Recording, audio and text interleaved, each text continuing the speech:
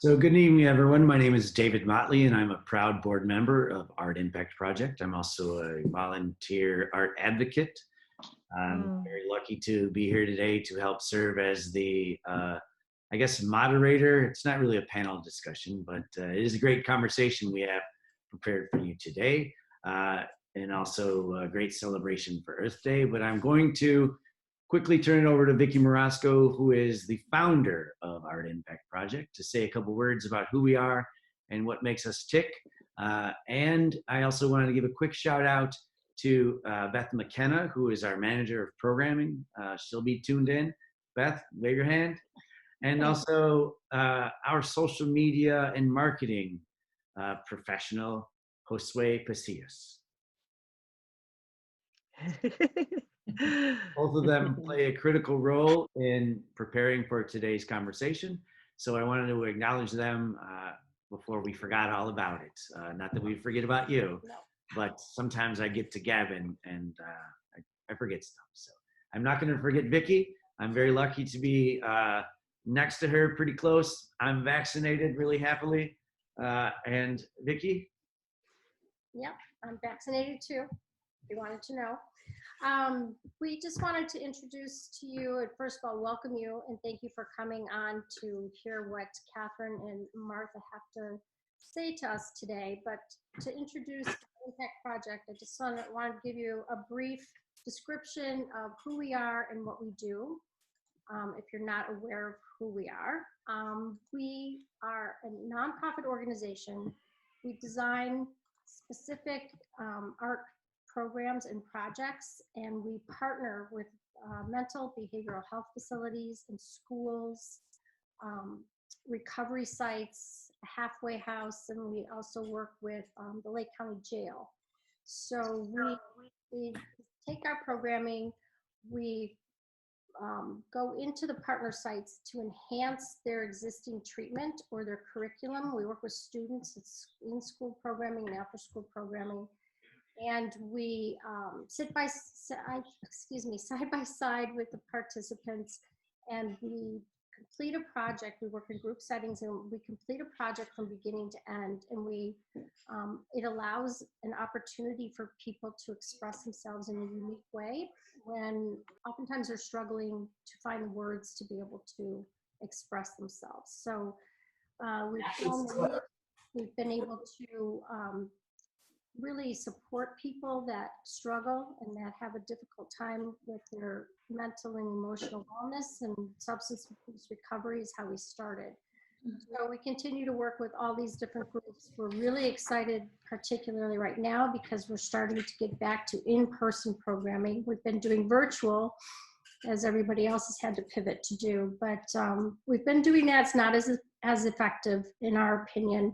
So we're really, really excited about getting in and being side by side with our participants again. We've already started some in-person programming this last month or so.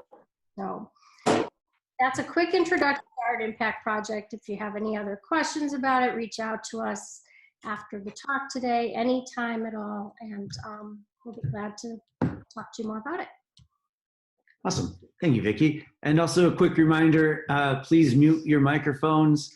We're about to talk to our featured speakers, and we certainly don't want to interrupt them in today's conversation. So today we'll be talking about art and healing in nature, and this is part of our ongoing series, The Impact Exchange, talking about issues related to our community and ways that we can get involved and engaged in our own little parts of the world, and no better time to do that conversation about arts and healing than today on Earth Day.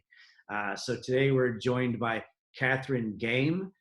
She is from the Brushwood Center, and I'll give her a moment in a few seconds to talk a little bit about herself, and also Dr. Martha Twaddle. So Catherine, how about if you start by just letting us know who you are and basically where you work, just as a great icebreaker. Absolutely. Thank you so much, Vicki and David, for having us with you all tonight. It's good to see everyone virtually. Yeah, we're really excited to be here on Earth Day to celebrate with everybody. I have a a rather crabby 4-year-old who you may hear in the background. Father is trying to wrangle her to bedtime. So sorry about that. But I am also the executive director of Brushwood Center at Ryerson Woods. And Dr. Twaddle is on our board of directors. So we've been working really closely with her over the last several years on these projects. And are really excited to share that with you all tonight.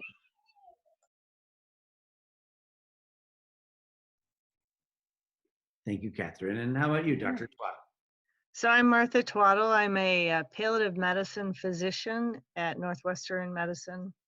I'm in charge of the North region, which is the hospital, Grays Lake, Glenview, and our service provides support for seriously ill people and their families. I've done this work for over 30 years. I am really grateful to be a part of this little community here tonight. I already feel some restoration flowing in my direction, just looking out at you all and knowing what we share in our hearts. I've really found sustenance in my connection with the Brushwood Center and that work and my colleagues there, and that truly vital connection that nature brings to each of us. And I'm looking forward to sharing some of those insights with you in our time together. Fabulous. Thank you, Dr. Twaddle. You bet. So today is Earth Day, right? I know that some folks celebrated by doing cleanups in their neighborhood or in places that were important to them. I'm sure, Catherine, you had no shortage of those types of activities today. And coincidentally, through COVID, I'm a big garbage collector. I walk on a significant basis every day. The number one piece of debris I'm seeing out blowing in the wind in parking lots and on sidewalks is now masks. So I know that Earth Day is about being green, but our number one consumable right now is probably these disposable masks. I know that everyone is trying to recover and all that, so I just hope that people can help by throwing those things specifically in the garbage and not letting them loose to the world. So that being said, Catherine, what did you do today to celebrate Earth Day at Ryerson Woods, or you personally, just as an easy way for folks to get engaged and involved with the simple things? Yeah, absolutely. Well, I think, and our approach at Brushwood is that in order to heal the planet, we also need to participate in the healing of our communities. And so, I think like going beyond litter pickups and planting, which are all really important to, you might underestimate what you've done today, David, because just creating senses of community and strength in community is probably our biggest tool that we have to, fight for environmental change going forward. So that's how I spent the day on the phone, calling people, talking to folks in our community.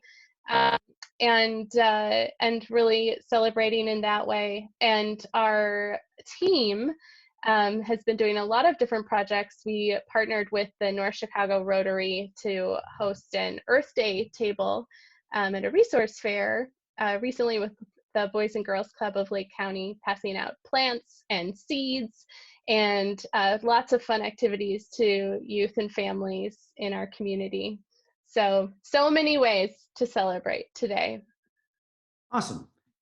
Thank you, Catherine. And Dr. Twaddle, why would a doctor, specifically one of your education and of your specific practice, why would you be engaged with Brushwood Center?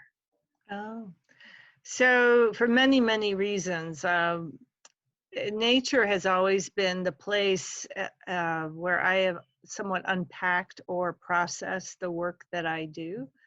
And it's been powerfully healing for me to be engaged, to have dirt on my hands, to walk in the woods.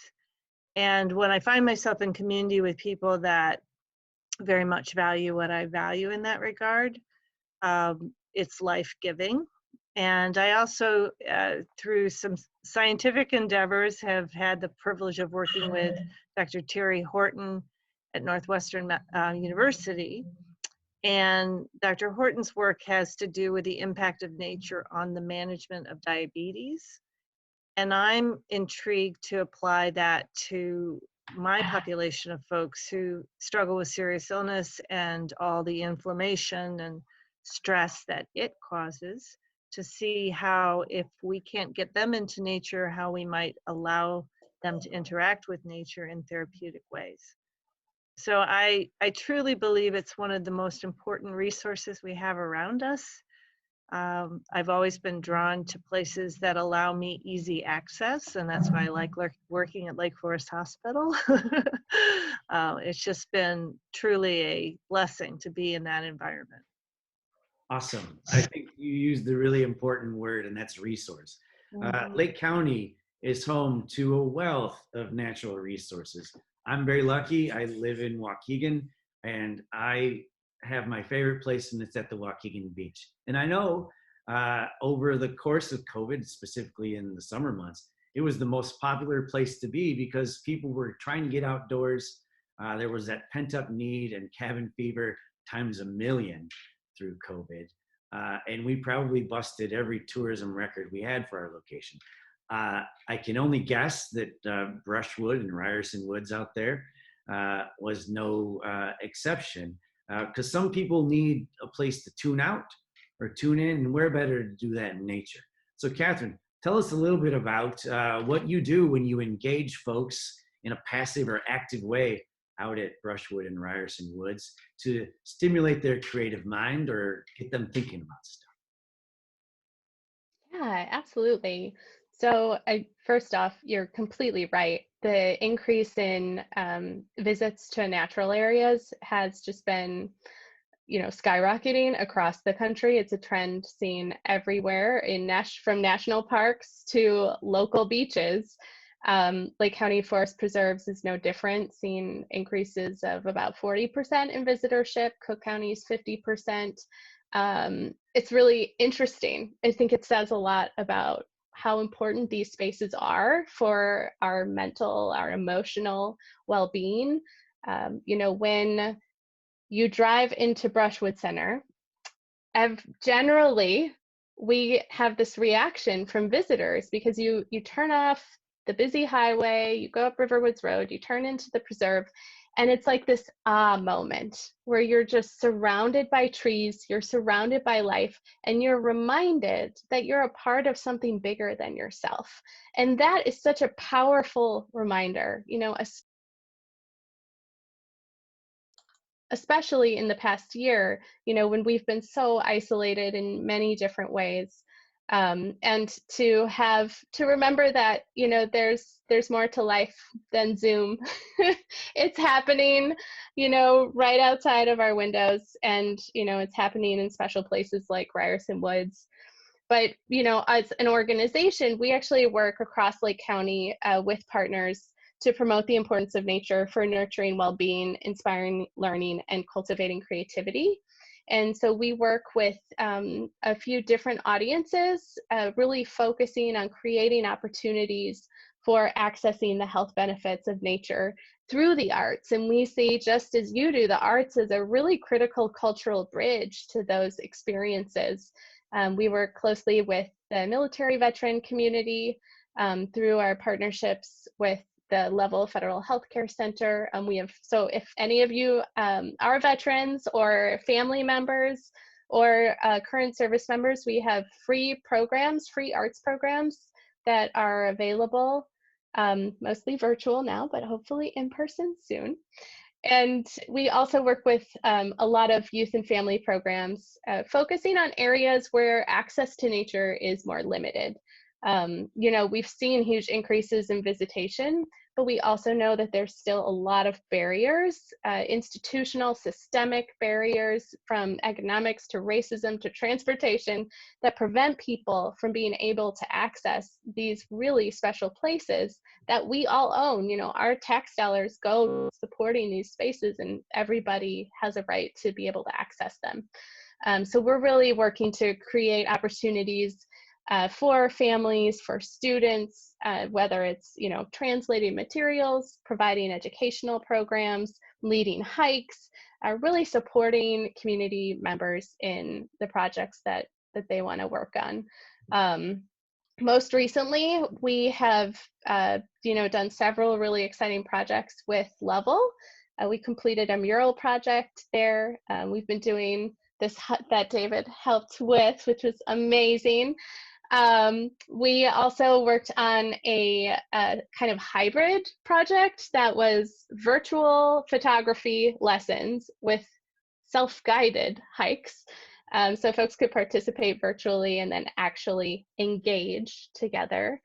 And, these programs are really powerful. I think we underestimate the importance of these opportunities for our community. The types of programs that you do at Art Impact, that Brushwood does, that so many of our partners do, really create opportunities for access that, are so essential. Awesome. Great answer. You covered everything I asked, which is kind of surprising because I'm often scatterbrained. But Martha, we learned something about you, Vicki, Beth, and I, and Catherine maybe, a couple weeks ago when we first talked about all this. And we learned that you have a specific kind of thing that you do to unwind. So let's talk about that in a moment. But really, why is it important for we as people to stimulate the creative part of our brain and talk about the benefits of that and that specific thing that you do to tune in with the world, or sometimes, like I said, tune out?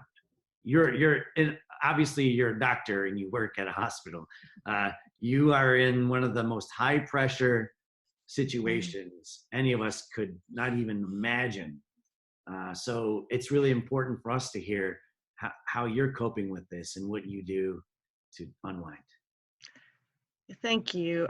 Yeah, I was just even reflecting about this day because I'm currently, this week, I'm on what's called on service, which means I'm assigned to the hospital and I cover inpatient consultations from the ICU to the emergency department, and never quite know who's going to call and who's going to need something and what issues are going to need to be faced.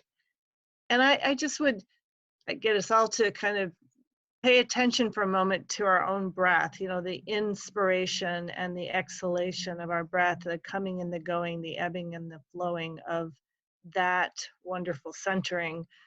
And it's just like that in our life. As we engage with others, we also need that place where we can inspire, breathe back in, contemplate, and refill. And I think that is truly where we put together, we synthesize what it is that's happening in our lives and try to make sense of it. And for me, again, that often is in the context of nature and the arts. It might be some doodling, seriously, on a piece of paper that helps us to be in a different place in our mind and play with some thoughts and allow them to settle. It might be a brief of music, and we use music therapy a lot in the hospital. We're really blessed with a very gifted music therapist, and it's amazing to me to watch what she's able to do with people and for people.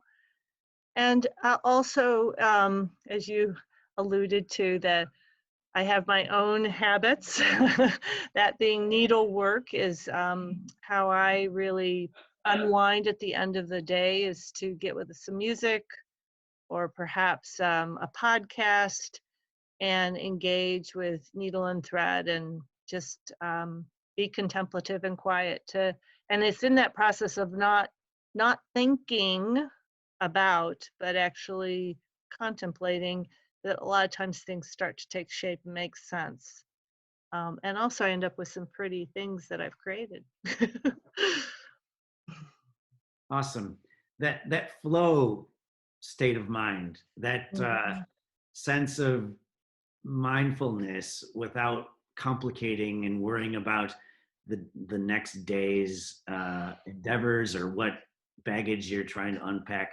that day. Why is that so elusive? Tell me more. What do you mean? Why do some people have either a reluctance to seek that out or achieve that moment where they can unpack those things or can pause in their lives?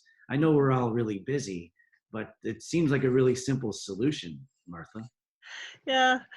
Most of us get very caught up in our thinking minds. One of my favorite things to do, and it's you would think that educated folks would all know about this, but they don't. They don't recognize that our brain is a lot more than just our thoughts.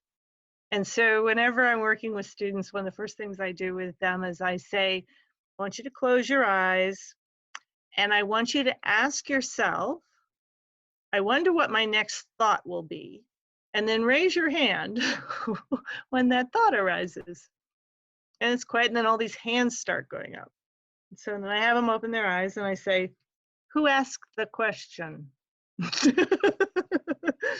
And what this reflects is that human beings actually are more than their thoughts.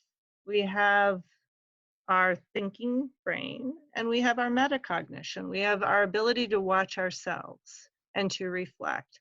And I honestly, if we're not taught and cultivated in that practice, which is truthfully the practice of meditation and mindfulness, to pay attention, it may get underdeveloped. And we get just busy in thoughts and caught up and stressed out. And we don't recognize that we can watch our thoughts and actually lean into them and not necessarily be controlled by them.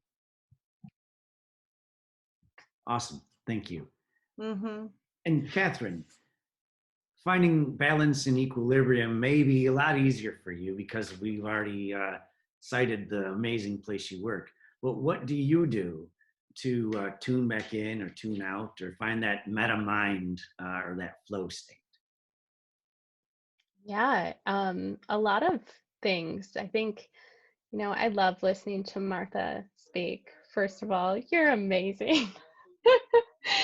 But so inspiring. It's so true. We do need these moments, and I think especially when there's social media platforms that we're all on. There's news coming in on our phones and on our email. There's so many ways that we're flooded with information, and that our thinking minds are taking in. And so these opportunities to really step back are critical. I personally have too many hobbies that I don't spend enough time on any one. But I am actually an artist as well. I paint and make my own paints using natural dyes, materials from the garden and from soil, from natural sources. And actually, I have a few of my bird paintings on the wall behind me. You can take a peek at. Now that I have a little girl too, it's so fun just to like paint and draw with her. It's very playful, and it's kind of that state, Martha, that you exactly described, where you can let your thoughts, kind of take a back seat and just be present. I think that nature also offers a lot of those similar opportunities. Your state of mind. We know actually from research that when you are outside in nature for just 20 minutes, your stress hormone levels start to drop. We've seen in a lot of research coming out recently about the health benefits of time in nature. And it's really interesting that they've studied like dosage, right? How much time do you need what is ideal? Everyone's very into numbers. But actually there is a number, 2 hours, 120 minutes a week of nature seems to be the amount for maximum health and well-being, based on this research study that was done pretty recently, a few years ago, of like 20,000 participants. So, and it didn't matter if that was, how that was broken up, if it was 30 minutes a day, if it was, 10 minutes one day and an hour and a half the next. But it is really interesting, I think, how so many of these healing opportunities we're starting to embrace more in Western medicine and just, in society in general. It's exciting. That's really interesting, that statistic, because we're finding that our programming that we've been having to do virtually, and especially working with young people, it's just very, very challenging. And oftentimes we'll ask them, if it's been a really nice day, did you get outside? We encourage them to get outside. And most of them say no. They are just stuck inside looking at Zoom, or then when they're not doing their classes, which they really don't do that much anyway, when they're supposed to be doing classes in their free time, they're playing video games. So they're still kind of Zoom. They're not relating to nature. They're not getting that fresh air. And like on our end, is there a way that we could encourage these kids, to take part in that 2 hours a week? Mm-hmm. Yeah, I think, a lot of it comes down to making it fun and enticing, right, and easy, because again, there's a lot of barriers to going outside, especially for kids. There's safety concerns of parents depending on where they live. Do they have backyards? Do they live close to a park? So many different considerations. But we've found there's so many fun activities out there. There's also actual virtual ways you can or different apps for exploring outdoors. You all listening might be interested. There's an app called Seek through iNaturalist. You can scan plants and it tells you what type of plant it is. It's amazing. So awesome. And that's fun for kids too. There's apps for recognizing birds and all sorts of different species. So there's a lot of ways that you can tie interest in phones and in technology into outdoor experiences or nature-based experiences.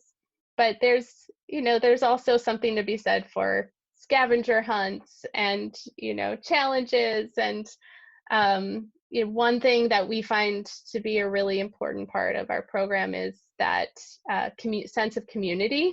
So an opportunity to share what you saw, to reflect on your experience, to bring that to a group, makes it even more powerful in many ways. Thank you. Well, I know as an art advocate, and I'm also a soccer coach for youth, you asked the kids before COVID what they wanted to be when they grew up, and they all would say like a YouTube star or something. I think now we've all beat them to it by utilizing this electronic means to conference and get to know one another, and we can see what everyone's living room looks like. We can see intimate details on what their offices look like. But Dr. Twaddle, what is, no one knows better, maybe I should say, the cautionary tale of a sedentary lifestyle. You. There are a bunch of things that can happen to you if all you do is sit on your behind all day. Mm-hmm. So can you talk a little bit about the cause and effect relationship of some of those really easy to maybe maintain health issues just by getting out and doing stuff?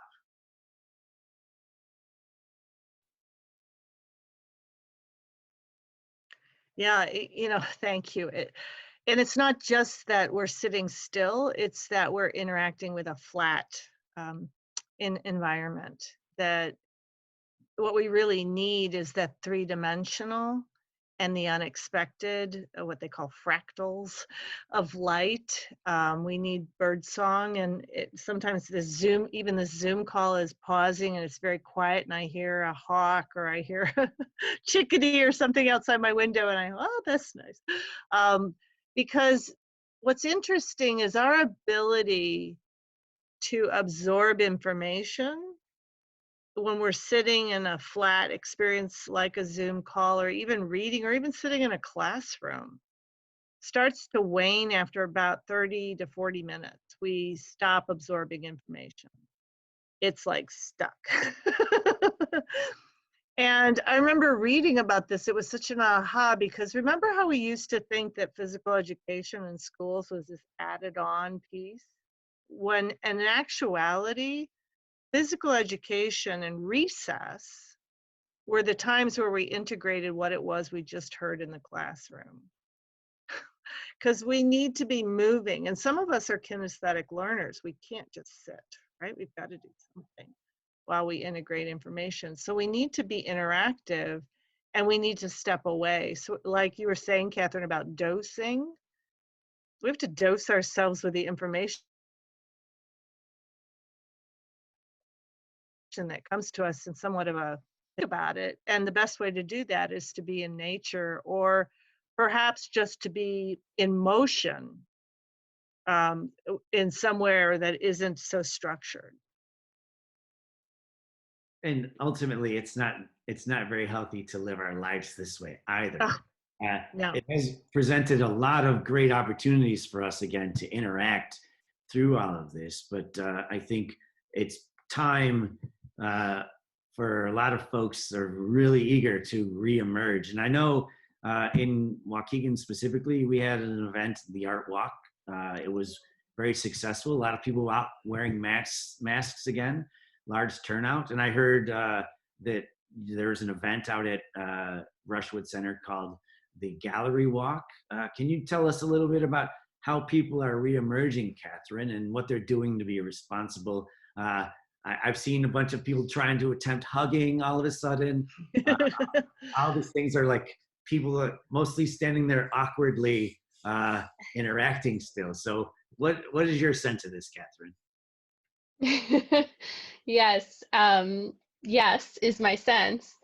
But yeah, you're right. We had our first in-person event that we have had in more than a year now at Brushwood Center, with our exhibiting artist, Erica Hilton, and her show, Tides, a Prelude. Her work is really fascinating. Actually, speaking of litter, her pieces are created to draw attention to the issue of plastics in water, microplastics, the pollution of the oceans.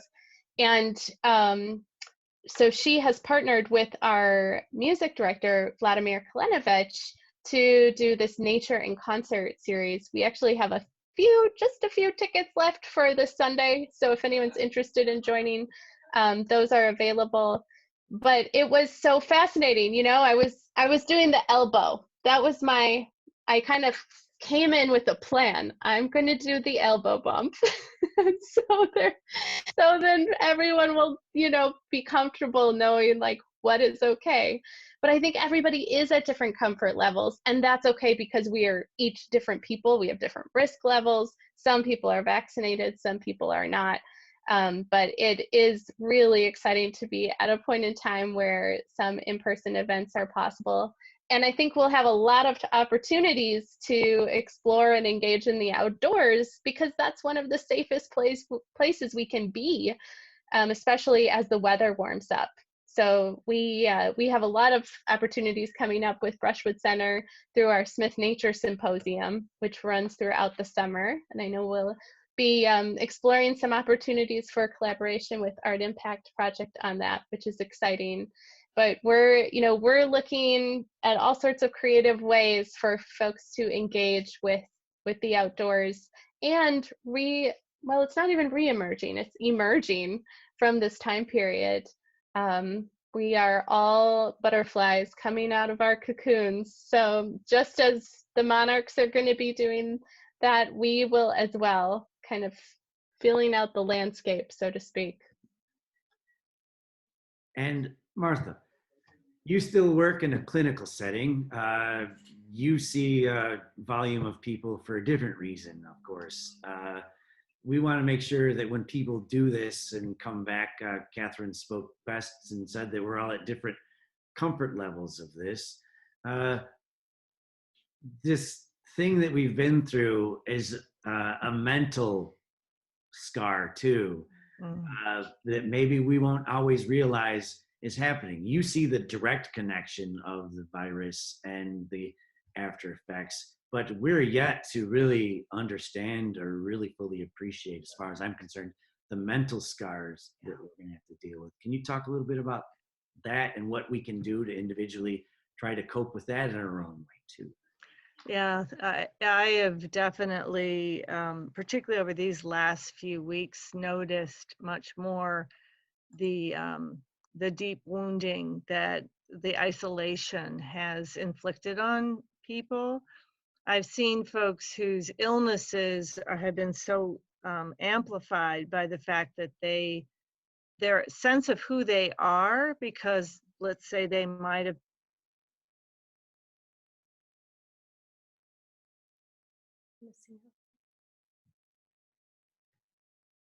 It's a Max Headroom moment. Well done. Well, we're sure that Dr. Twaddle will revisit the Zoom. So here's the point. I've already been talking to our fine guests for about 40 minutes. Anyone in the audience or in the Zoom room here have any questions they'd like to ask? If you do, raise your hand. We'll call on you. You can unmute your microphone and you can ask your question too if you'd like.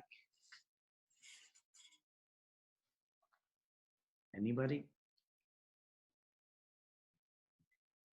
Oh, Dr. Twaddle dropped off. But Catherine, we can continue our conversation. I wrote down in my notes preparing for today. Beth might have something. Oh, Beth has something? Great. Beth, would you like to ask your question? Unmute. Go ahead, David. I'm working on some questions, but I don't have anything. I'm thinking about Martha, and I want to, yeah. Well, thank you, Beth. The plastics in waterways. I know at one point plastics were put in soap and all these other things. This general debris that flies out into the world usually ends up in some place of these natural spaces. What do you do to keep up with that sheer volume of debris on your facility, especially during COVID? People picking up these masks and touching stuff, we already talked about that. There are lots of challenges with just the comfort level of the people that work in the sanitation service or help to keep it clean from us and the usage. What are you doing to keep up with all that? Mm-hmm. Well, you know, Brushwood's really unique because we are partners with the Lake County Forest Preserve District. So we, you know, operate programming out of Brushwood Center. We facilitate the arts and education programming. And the Forest Preserves, you know, really has done an amazing job keeping up these special places. They get all the credit for this work because, you know, we know that it's, you know, it's not just garbage, it's also like the extra foot traffic, like all of these things contribute to needs for additional maintenance on the trails and these spaces, and that takes people and that takes resources. But, you know, to the issue of plastics, because it's so important. I mean, and going to the root of plastics, which are petroleum-based products, it's the fossil fuel industry, you know, it's oil and gas. Like these sources we have to stop using. We have to, because the trajectory of the climate, you know, is really requiring that within the next 10 years, we need to make significant changes. I think we're seeing some really positive and exciting ways that can happen and that people are engaging. We hosted a show last year in partnership with Women Made Gallery, and one of the artists created a plastic, well, it wasn't plastic, it looked similar to it, relief sculpture, and the material was actually made out of fungi. And it was, she discovered how to make this by contacting, it was a technology company, I think it was Dell, who uses this material now in their packaging. And so, we have the technology for so many of these things. It's just really the willpower, in changing the systems.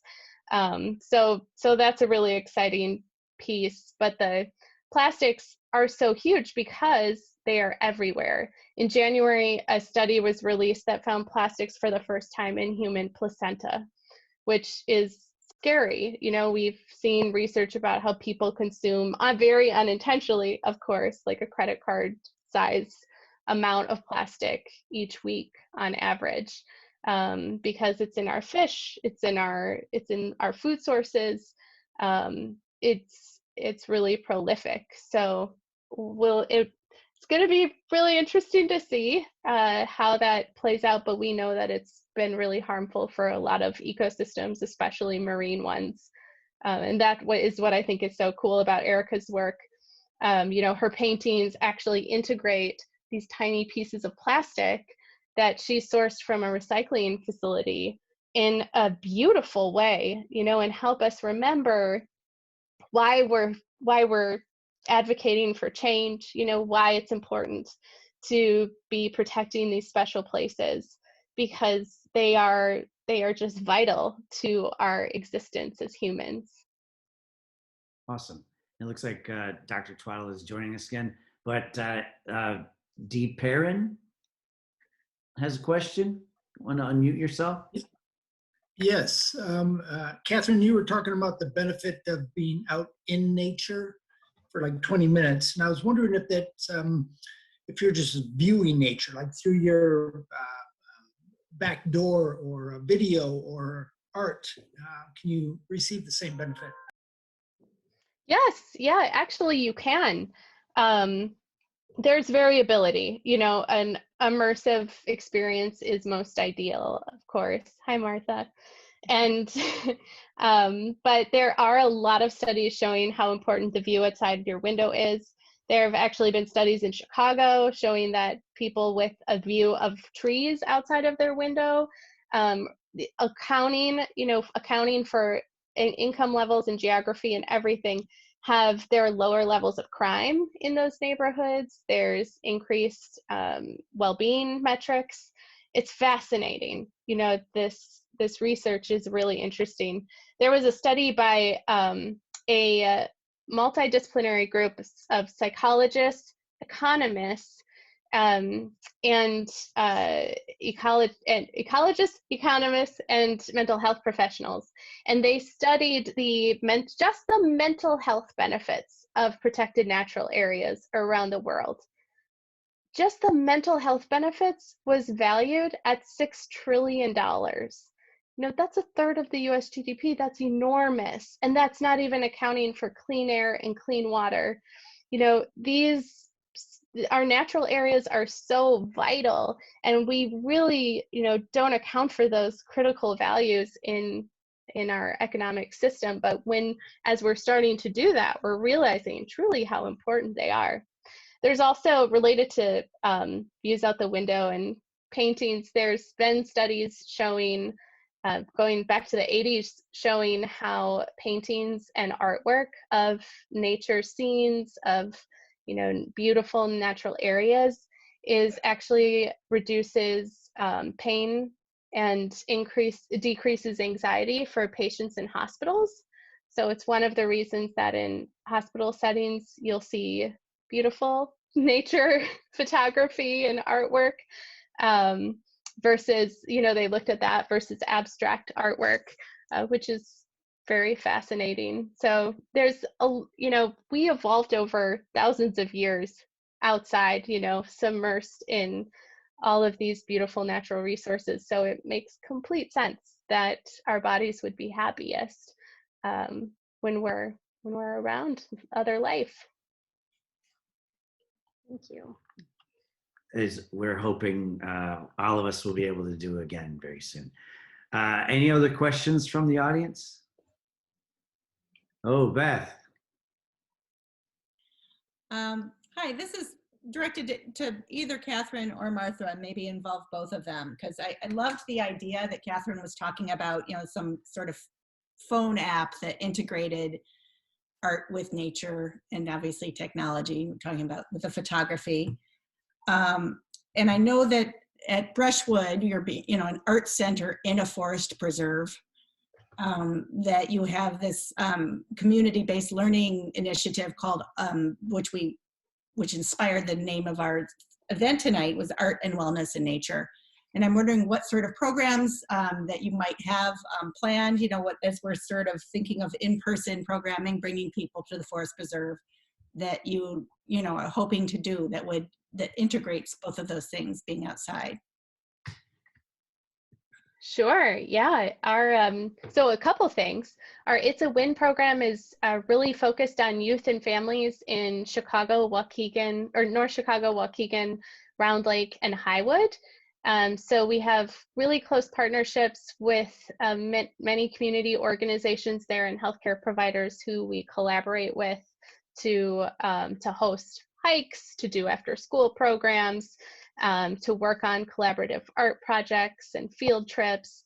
We also do professional development with organizational staff, after school educators, so that they also understand, the benefits for students. They have resources and tools for integrating these activities into their programs. But, in addition to that, we are also we're about to launch our Nature Explorer Backpack Program, which Art Impact Project partnered with us on last year, providing some nice art therapy kits for these backpacks. But we found that they were so helpful for families, just to have, and they were stocked with resources, right? With the art therapy kits, with art supplies, with English and Spanish maps of Lake County forest preserves. Many people just don't know that the forest preserves exist and that they are these amazing resources that can be accessed for free. You can hike with your family, you can explore lots of beautiful nature. So we're just getting that started. But also we have a lot of public programming that we're going to be launching over the next several months with the Smith Nature Symposium. We have a new exhibition that launches on May 7th, and it's called Third Coast Disrupted. It's primarily three-dimensional installations that will be installed throughout our first floor gallery, and it's focused on climate change. It was a project of 7 artists and 7 scientists collaborating, sharing their knowledge with each other, and then the artists created this amazing installation exploring the impacts of climate change in the Chicago area specifically. And some of those pieces are about mental health, actually, the impacts of issues like flooding on mental health, as well as physical health, the extra stress and toll that takes. But we also, along with that, have a music program that has just launched over the last year, and we have a series of concerts called Nature in Concert. In May, we are featuring this really cool combination of classical music and bluegrass, exploring bird migration. So I've never been at an event that's like classical music, bluegrass, and birds.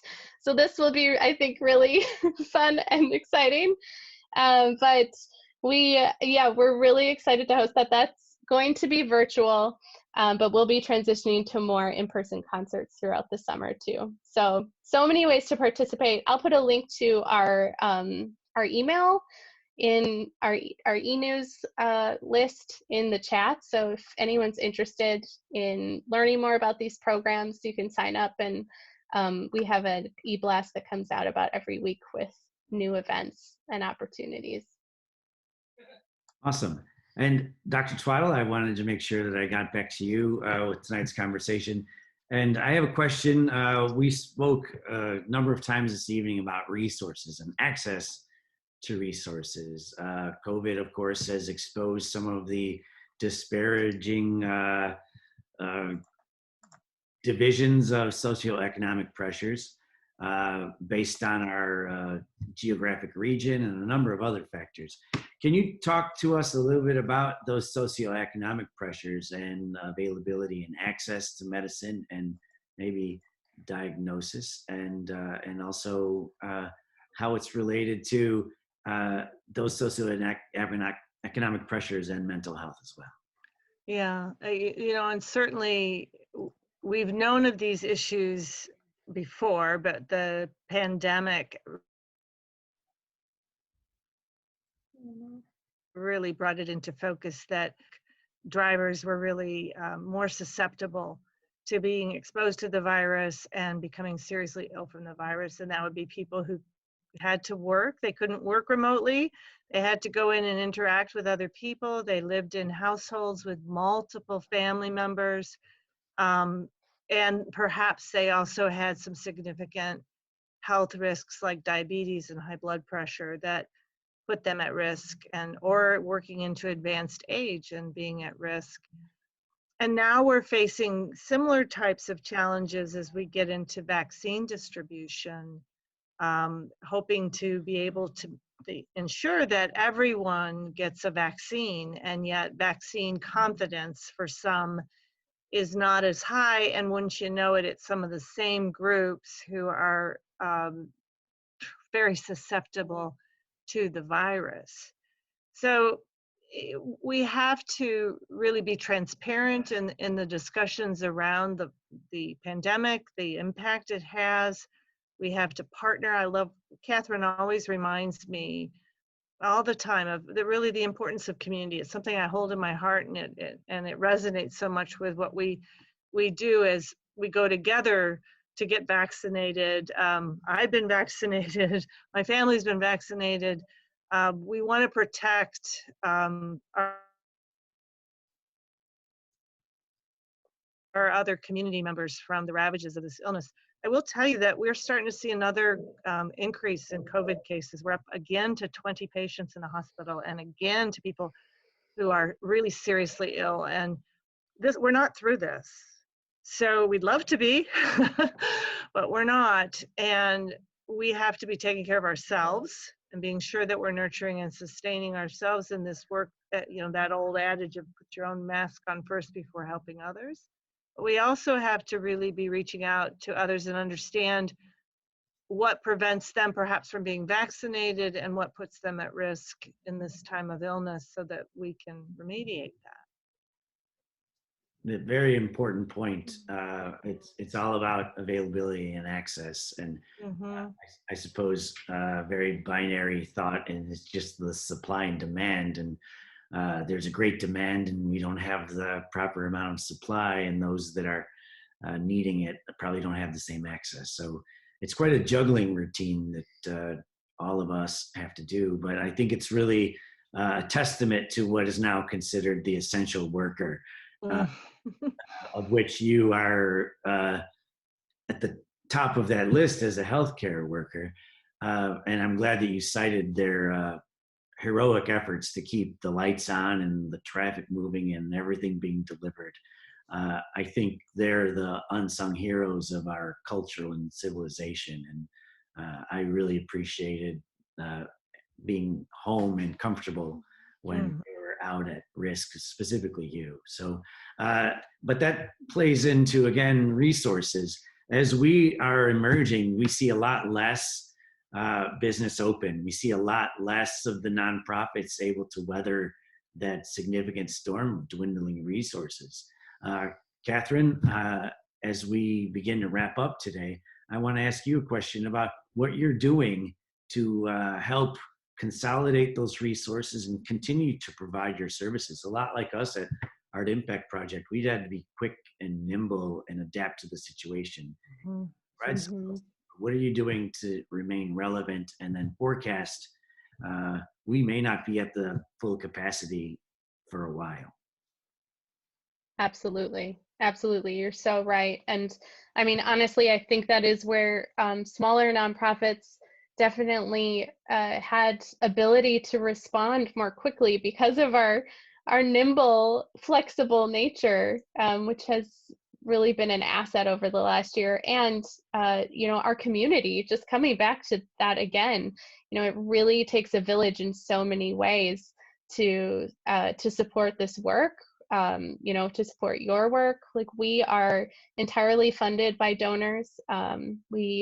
Everything that, none of our funding comes from the forest preserves or others. It's really driven by community support.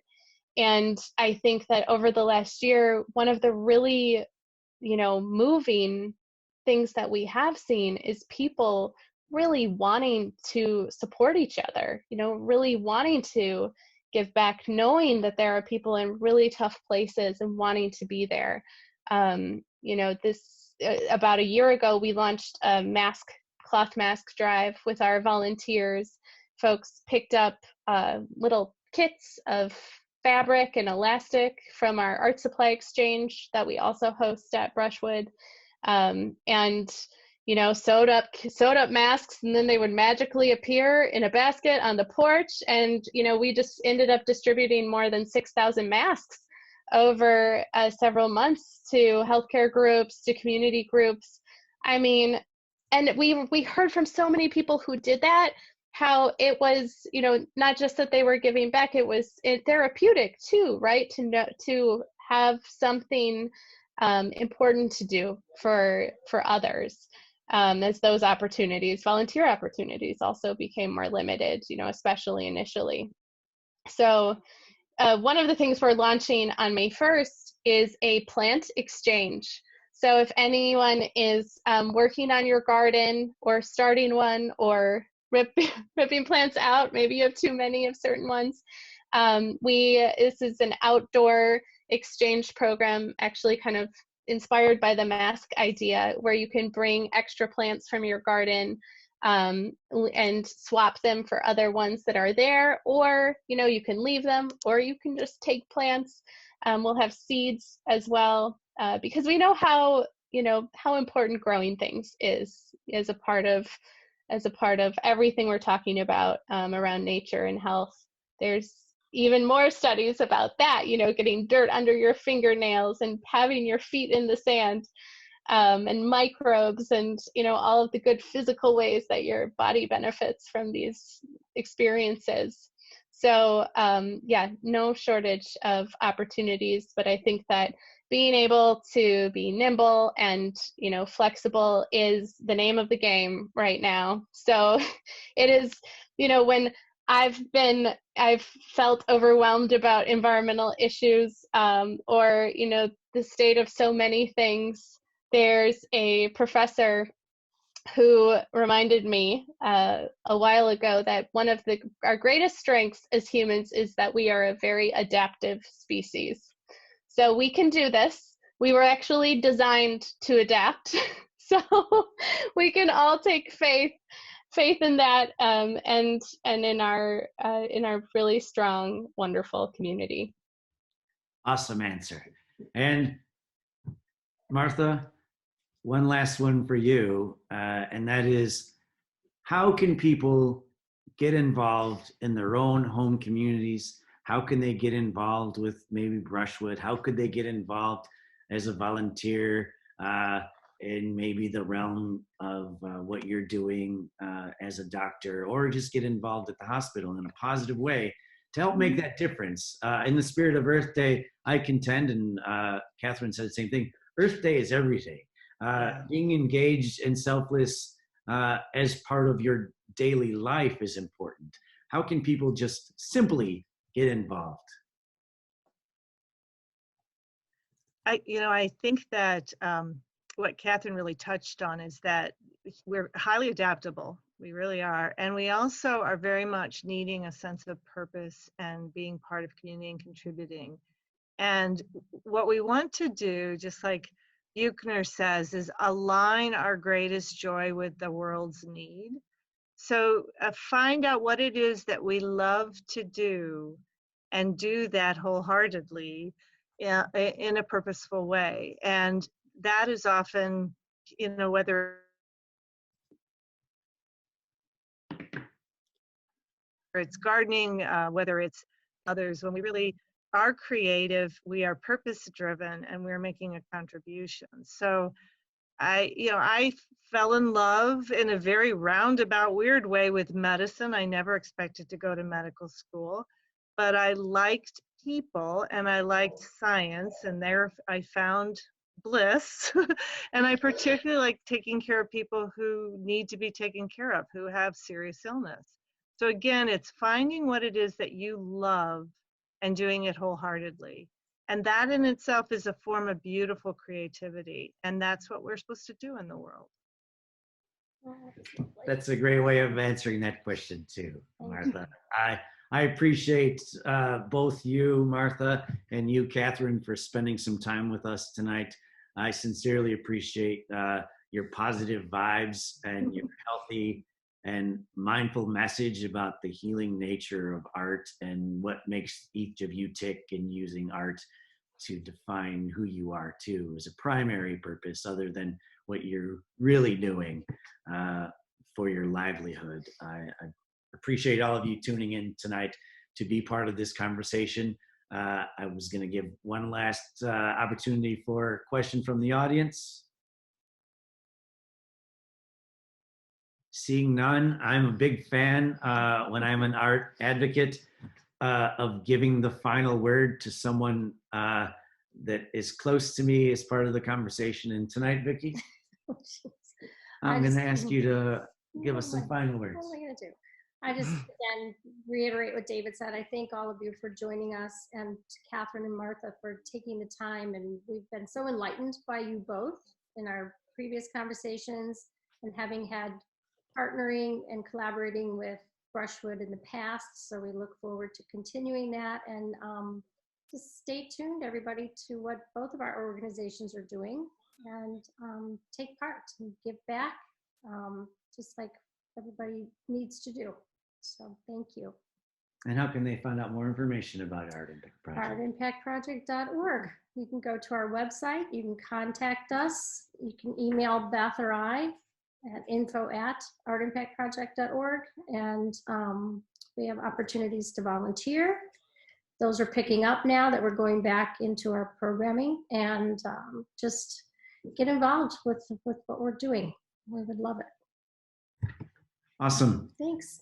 Thank you, Vicki. That's a great way of wrapping up tonight's conversation. Again, thank you for being part of this amazing night celebrating Earth Day. Get outside if you haven't yet and take a breath of fresh air and look up at the sky and the stars, and try to tune in or tune out, whatever you need to do the rest of tonight. So Thank you. thank you. Thank Have a you. good night. Thank you. Bye-bye. Good night, everyone. Bye. Good night. Thank you.